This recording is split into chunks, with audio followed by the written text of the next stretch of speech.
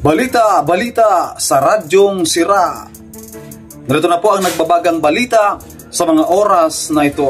Namatay ang isang empleyadong manggagawa sa pabrika dahil tinanggihan umano ito ng manager na pirmahan ang kanyang sick leave.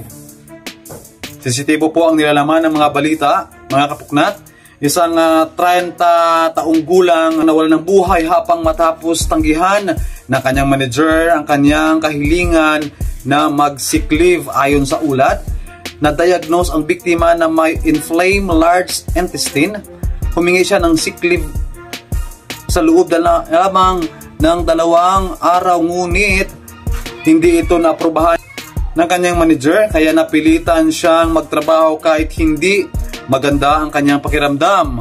Habang nagtatrabaho, bigla na lamang bumagsak at dali-daling dinala sa ospital, ngunit dead on arrival ang naturang empleyado ng pabrika.